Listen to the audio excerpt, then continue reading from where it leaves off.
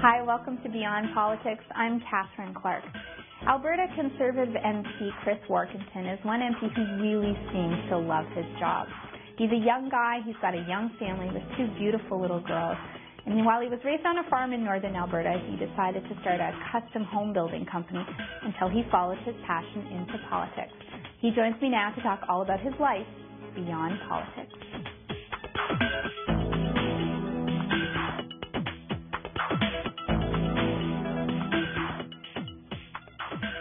Chris Warkentin, welcome to Beyond Politics. It's great to have you here. Well, thank you for having me. It's great to be here. So you grew up on a farm? I did. What was your main chore? Well, I tell you, I had 4 or 5 pigs. It seemed like every year I would do this, and this was kind of something that I did, and I was really keen to raise these pigs, partly because I could sell them at the end of the summer. I'd get a little bit. So you had no heart whatsoever. So, well, isn't that horrible? You know, kids these days are watching Babe and Wilbur, and yeah. I'm the heartless little farmer boy that was there to make a profit. But I loved my pigs, but I had to feed them and do all that. So Did they start as piglets, like you got them as piglets and you grew them up to? Yeah, and when I was really young, me and my siblings would sometimes ride these pigs. So they were pets, kind of, but towards the end of the year, they were less a pet. They were less pets. They got a little bit more brutish as they grew up. So. Okay, now to be totally serious about this, and I didn't mean to make a joke about it, but did you feel sad at the end of the summer, or did you know going into it that this was just the way it was going to be? You always know that that's the end result, but as a kid, you know, you just become attached to these animals like any kid. So there was always a few tears at the end of the season and a little bit of heartbreak, but you know, that was always the time that we started looking forward to the next year when there would be a new batch of piglets. And did you have a happy childhood on the farm? Like when you look back at your Loved it. I wouldn't have changed a bit of it. I had brothers that I grew up with, and ended up with a sister towards. She followed quite a bit after, but my brothers and I just had a riot. How many were you? It was a total of 6. There was 5 of us boys, and then we had a sister that tailed all of us. Oftentimes people do feel sorry for her, but I think she feels she had it all right. She had boys that would especially the siblings that are closer to her age would always be her defenders. So I always felt bad for her when she brought her first boyfriend home. But I really can't imagine. No, you can't. You can't.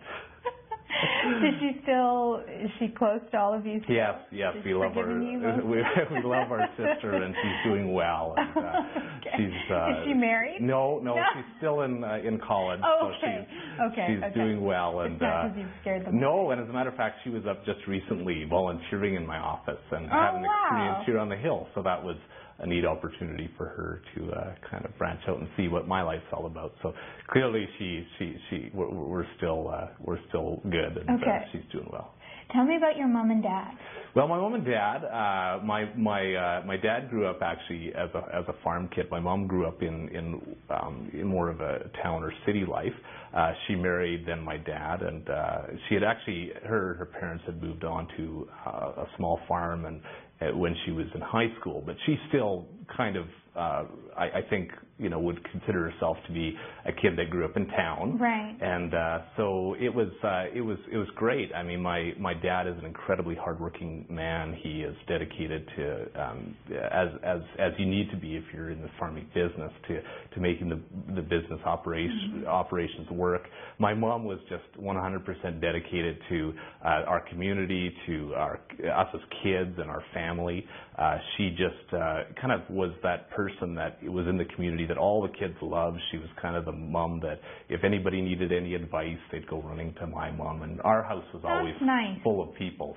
So, I mean, we were a big family, but it was never just us. There was always somebody else. And we often joke that we'd always have to ask if we could eat the cookies or if they were for the company or the neighbors, because we always knew that somebody was coming if there was baking on, and there always was. So we'd have to be careful when we went to snatch cookies that we weren't stealing the neighbors' cookies. You could get your hands slapped. Oh, we would. Yeah, so that was great. And I mean, my mom and dad were the type of personalities that were just very encouraging. They always, they encouraged us to explore our passions, to be involved in different things. With 6 kids, it was difficult oftentimes to get us all to where we needed to be so that we could exercise our passions, but Mom and Dad did their best to make that happen. And I think, part of why I'm here in this role today is because of their encouragement along the way. When you were little, did you ever want to have time just for yourself? I mean, coming from such a big family in today's terms. Yeah. And as you say, always having visitors. Do you remember ever saying, boy, I'd just like to go sit in the tree somewhere? Well, my personality is one that I like people. Okay. That's not a problem. Yeah. I'll tell you, though, there was times, especially in the winter when we couldn't escape outside, that I'm sure there was days that we got on each other's nerves and wished we'd had more space. But we, for the most part, my brothers and I are friends. We continue to be to this day. There was a few scraps along the way, but we all got along. And certainly, I wouldn't trade, my upbringing for anybody else's. Did you ever think, as a little kid, that you'd go into farming yourself?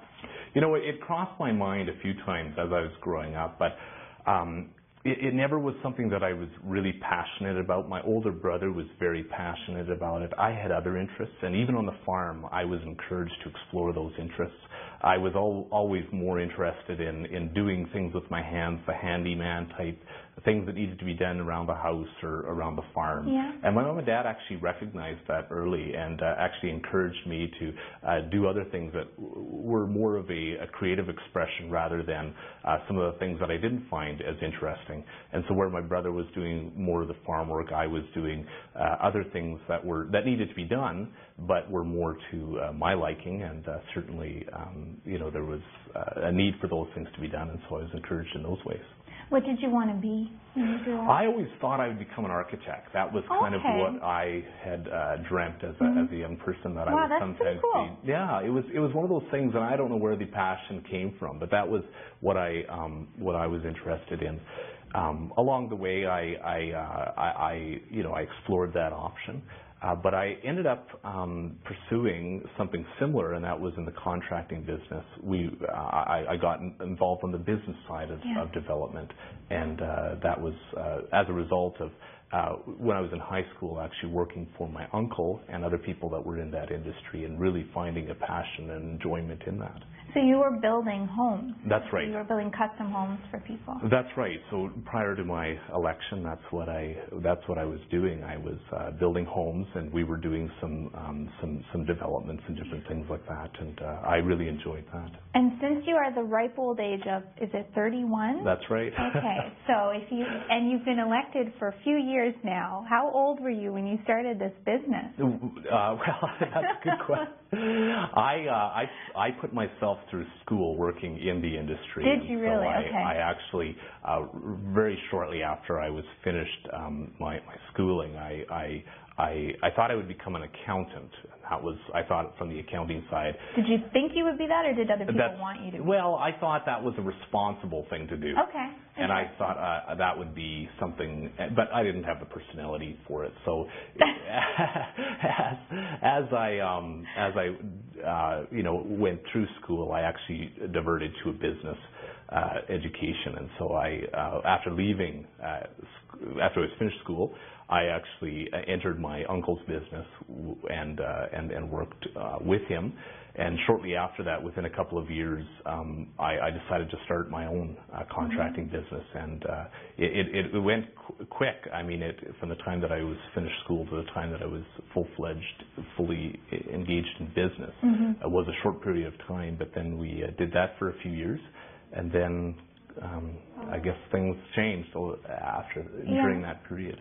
I guess that would be a really good training ground for the work that you're doing now to run your own business. Yeah. Because you're dealing with people at a fairly stressful time in their lives. Starting a house isn't simple, and yet it's a time of big dreams, and you're trying to help them get something done, and there are always problems along the way. So it's a good training ground. It was an excellent training ground, and it was I learned a lot, and I again wouldn't trade that experience for anything. But it certainly did give me an opportunity to work with people one-on-one, like you say, and work through challenges. There's no doubt that in that industry there's ongoing challenges and a constant need for to make those things work out. So yeah, we that was certainly a good training exercise for me.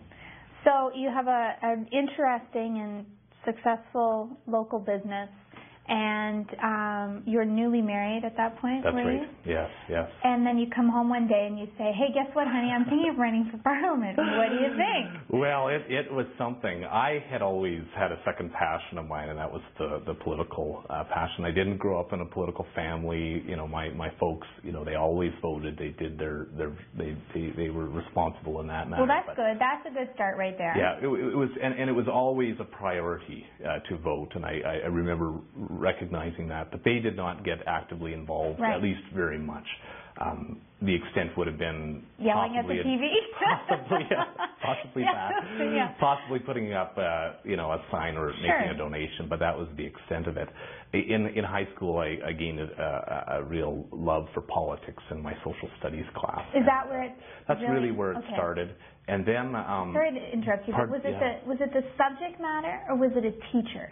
Well, it was a mix of both, and I often, at the time, I thought I had a teacher that was horrible.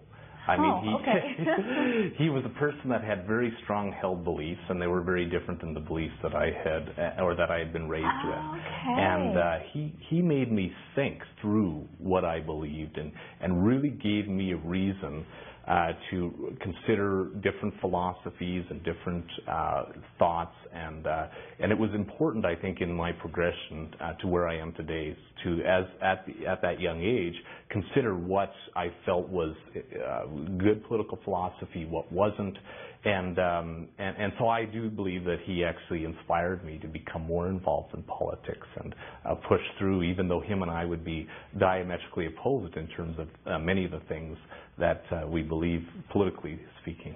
Is he still living? Do you know? Yeah, he is. Do you ever run into him? I do, and I've often mentioned, not to him, but to other people, he's no longer at the school, but going back to the school. Right. I often do speak to young students, and I've shared that with the students that, sometimes those are the best learning opportunities when you have when you have a little bit of a confrontational type of environment, to really exercise full thought and to really seek out what one believes, to be fundamental principles. So it was good. That's a really good message to give to them. Yeah. And I'm sure that your teacher is really proud and also totally horrified if you both have completely different views.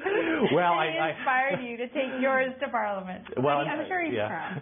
I'm certain that he often would play the devil's advocate. Yes. And that was really what he was doing.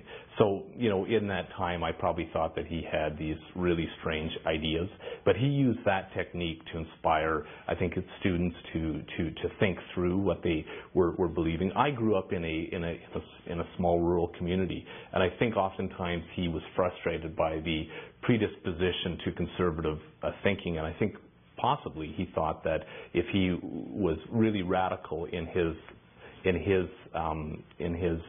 approach and played the devil's advocate, that it would give students an opportunity to think through what their predisposition might be. Right. Yeah. Well, that's a good tactic. Yeah. It obviously got you involved. It worked for me, yeah. So that was the kernel. I started volunteering when I was a student How in old political were you? campaigns. I was 16, Okay. I actually joined the board of our local political association at the age of 18. Well, good for you. And by my early 20s, I was actually serving as the president of our local association. So it was something that happened quickly, but I felt at home. I was encouraged by both our local member of parliament, but also the local people that were politically involved to be involved and continue to be involved. And they gave me responsibilities that I'm not sure that I should have been given, but they demonstrated that they believed that I could do them. And that was really what kept me involved and inspired. I really felt that I was making a difference and that I had a strong voice, even at the local level. Tell me about your decision to run then. Yeah, it was because, of course, we've talked. I was running what was a very successful business. My wife and I had been working to build that up. I was just newly married.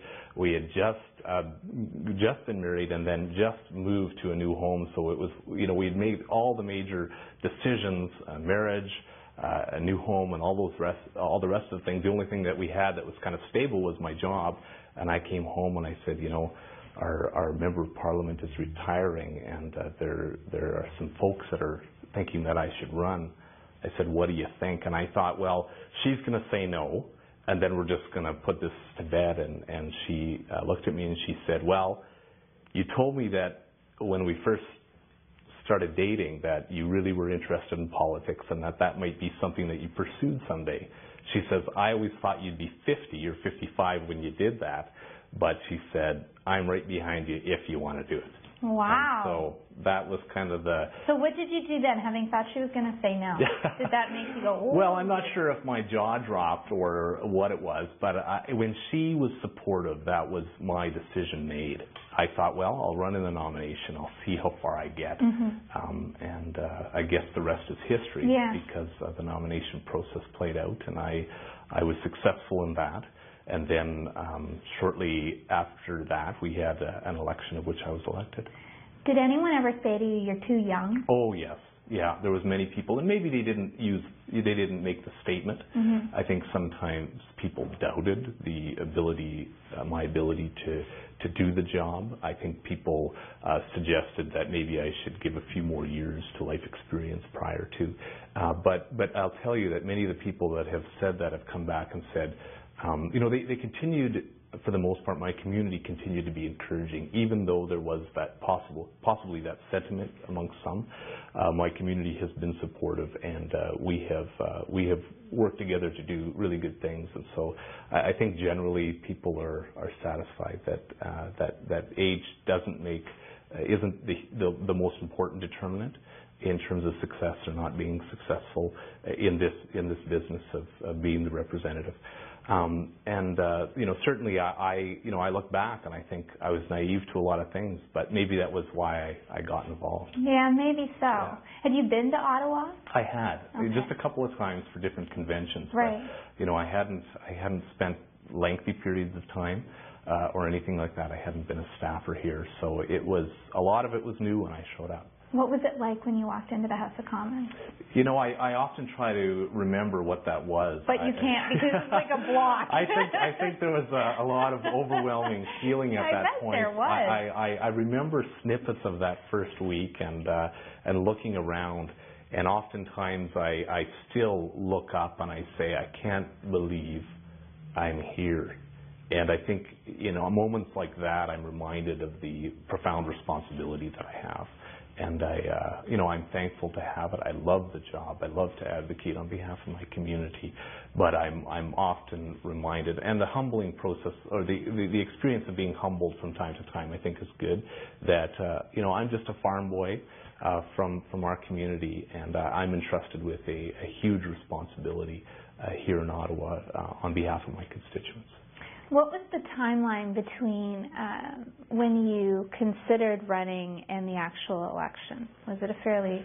Well, we thought it was we thought it was going to be a very tight time frame. Of course, before the 2006 election, there was all kinds of indications that there may be an election very quickly. So my nomination happened very in a process, a sense that if I was nominated and elected in that nomination, that we'd be into an election very quickly. There was actually, it ended up being just over a year that we had for me to get my feet under me. Great. So that was helpful for me.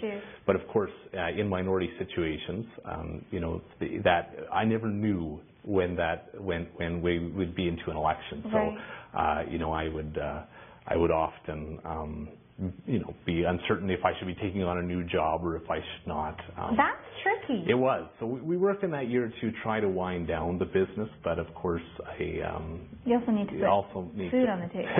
Put food on the table, and that was where my wife Michelle was just incredibly supportive. She was working as well, and she just said, we're going to make this work, and I have.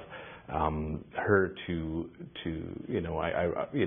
she was just so committed to making it all happen that I owe her a significant credit for that. Tell me how you met Michelle. Well, I met Michelle actually through my brother and sister-in-law. My sister-in-law was actually friends with Michelle. Michelle actually wasn't living in our area for several years and then moved back, and I guess by sheer coincidence, my sister-in-law invited me to a get-together that my now wife was hosting, and I guess the rest is history. I often think that my brother and sister-in-law just felt sorry for me because it was a Friday night and I had nothing else to do, so they thought they'd drag me there. But they might have had a more pointed they may have. Than that. I've never asked the question if it was a setup, but it's been a good thing. Now you have two little girls. We do, yeah. And how old are they? They're going to be 4 and 2 this summer, so we've got a host of a lot of energy.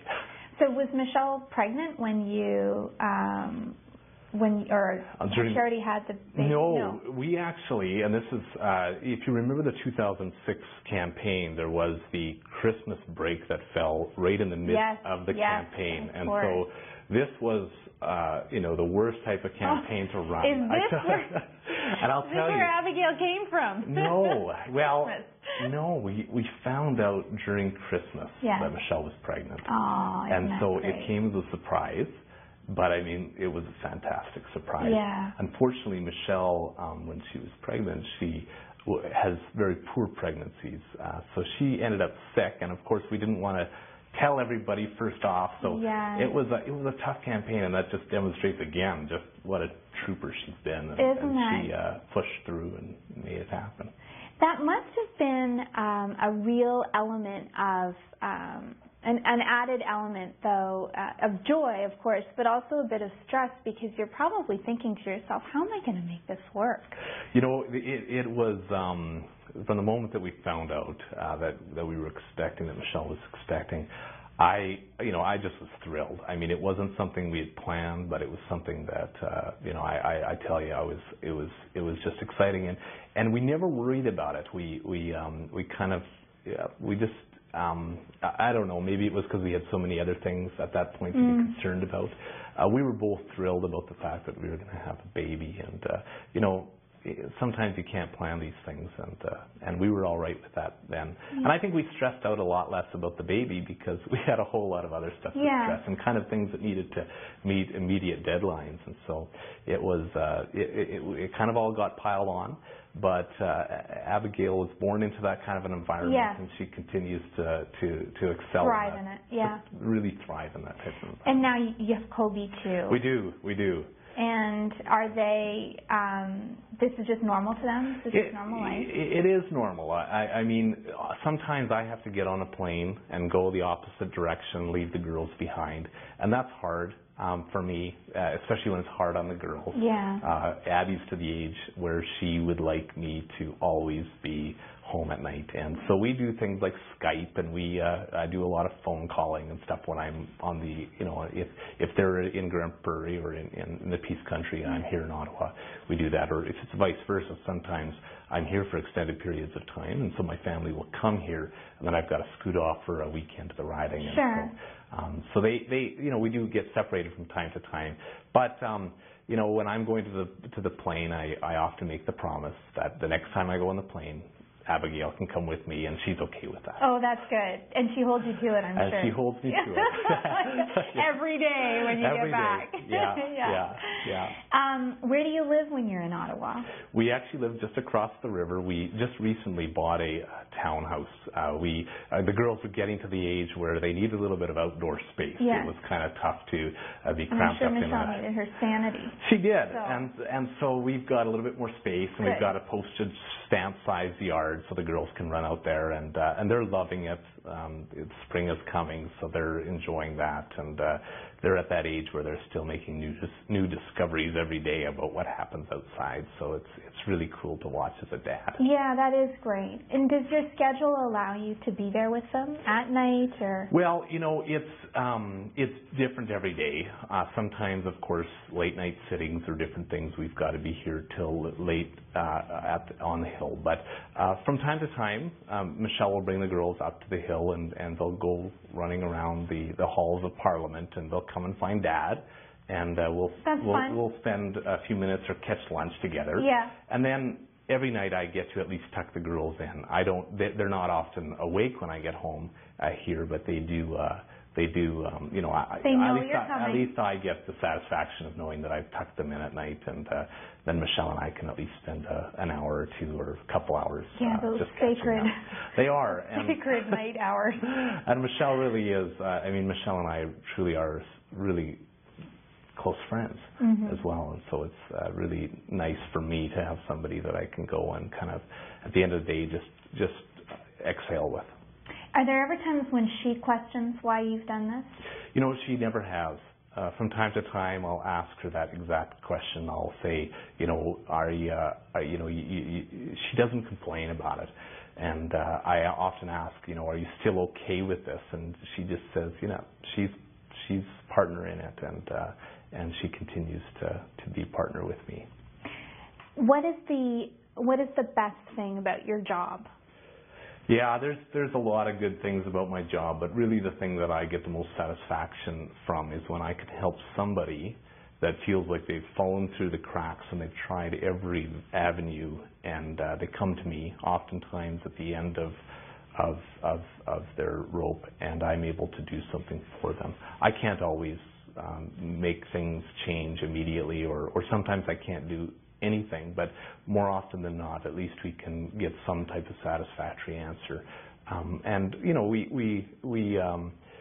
think for me to see somebody experience joy as a result of some of the things that we've been able to do, that gives me the greatest satisfaction, the greatest joy. You seem to really like what you're doing. I love the job. I really do, and I enjoy the work that I do. I enjoy the time that I spend with my constituents, and the challenge that I face on a daily basis.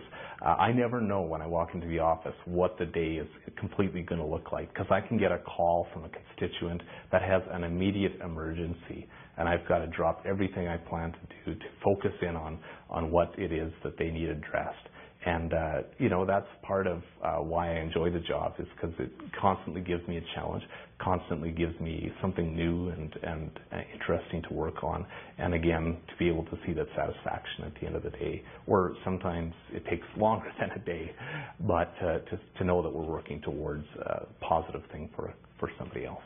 It's been a real delight to talk to you. Thank you very much for sharing your story. Appreciate it. Thank you.